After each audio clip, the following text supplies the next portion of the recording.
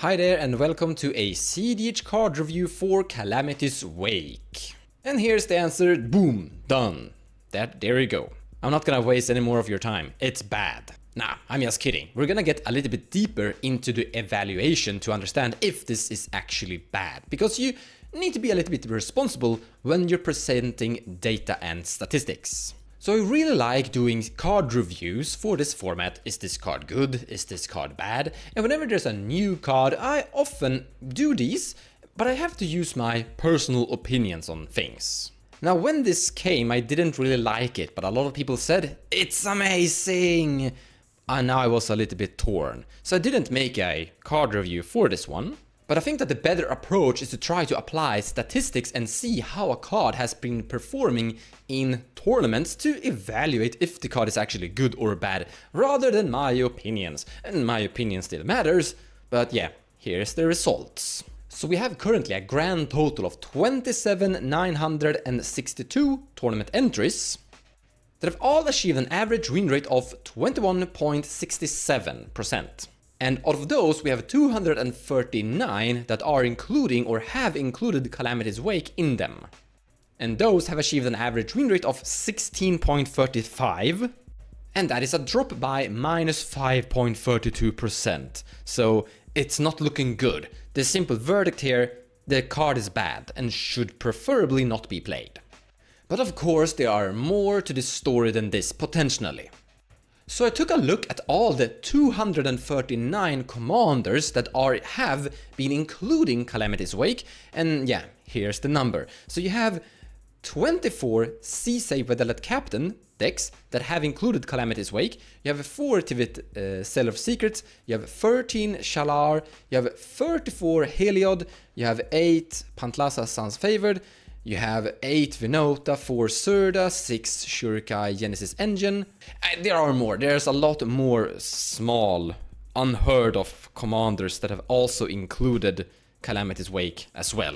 But what you have here are commanders on a very broad spectrum of different power levels, you could say. For example, we had 34 something, I think it was, decks with Heliod including it, and as you can see, Heliod doesn't really have a great performance, so if a lot of Heliod decks are playing Calamity's Wake, is Calamity's Wake bad, or is just Heliod dragging down the Calamity's Wake's win rate? But I think we can discard this notion, because cEDH was also playing a lot of Calamity's Wake, or there was a lot of different cEDH decks that had Calamity's Wake in them, and as you can see, cEDH is actually performing really good. She's highly above the average total win rate. So I took a look at all the 24 cEDH decks that had Calamity's Wake in them and found that the win rate from that was 24.74, which means that compared to cEDH's overall performance at 27, Calamity's Wake is still bad for cEDH. We also have 29 Rocco. That is a lot of decks that have Calamity's Wake in them from Rocco.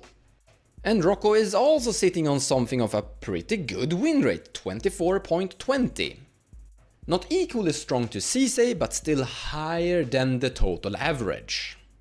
But then of course, when we do the same thing, looking at those 29 Rocco decks that did include Calamity's Wake, only those 29, we get an average win rate of 21.43, which means that the win rate for those 29 Rocco decks are lower than the total average of all Rocco decks, meaning that Calamity's Wake is dragging down Rocco and cEDH overall. But then I took a look at Heliod, those 34 Heliod decks, and they had a average win rate of 13.10, which is more or less identical to the Heliod's total average performance in general.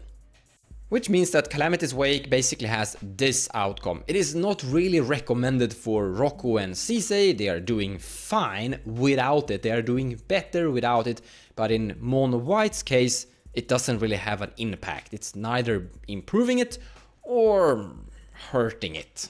But the overall answer is still, it's not good. Now that we know that, let's talk about my opinions, because those still matters. So for 2 mana you will exile all cards player players can't cast non-creature spells this turn, exile Calamity's Wake. We know it's bad, let's try and talk about why it's bad. Because the data doesn't do that. It's just answering the yes or no question, but it doesn't explain the reason for it. Honestly, it's too expensive. Now, it's a little bit of a toolbox card. Sure, you're exiling all graveyards here and you're silencing everyone except for creatures. So it has two basic operative functions. The big problem is that you not normally play Grand Abolisher and Silence and other variations of Silence to also use them defensively. You can use them in response to, let's say, an Underworld Breach, like casting this in response to an Underworld Breach is really good, but Silence is already amazing in response to a Underworld Breach. But you can't use this defensively because players can't cast non-creature spells this turn. It is affecting you as well. So if you're playing an Underworld Breach and you have Calamity's Wake here, now first of all, this will exile your graveyards too. But let's say you're playing something like an Adnos. So you cast Calamity's Wake first, and then your plan is to cast Adnos or whatever non-creature combo that you have post this resolving. You can't do that because you have silenced yourselves. And the same thing with graveyards too, actually, like exile all graveyards. If this only had opponents on both of those, it would actually be a lot stronger. The second part is that it's not really needed. In the end, it's too expensive. Silence is doing the same job, but for only 1 mana, so Silence will be enough. And then you have counter spells, but most counter spells we play these days are only on 1 blue mana. So this thing is basically competing against a lot of different cards out there that is just 1 mana instead of 2, making it too expensive. But counterspells are also used defensively. Now, of course, they are mostly used offensively, or well, you're using them to stop someone. But these days, counterspells are heavily used to prevent or protect your win con, making sure that your Adnos, your Underworld Breach, your Fastest, your Dockside, your whatever combo will resolve.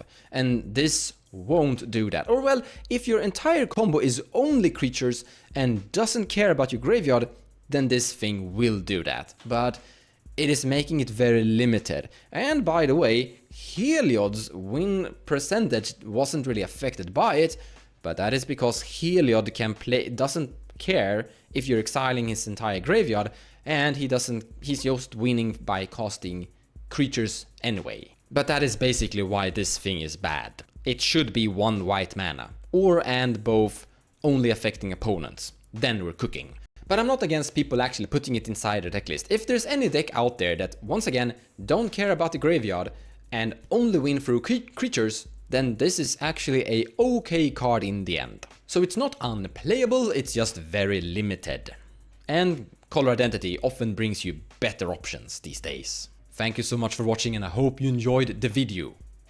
This was a short card review for a Calamity's Wake with some data showcasing that with proof it's not really working out. Take care guys, and I'll see you in the next one.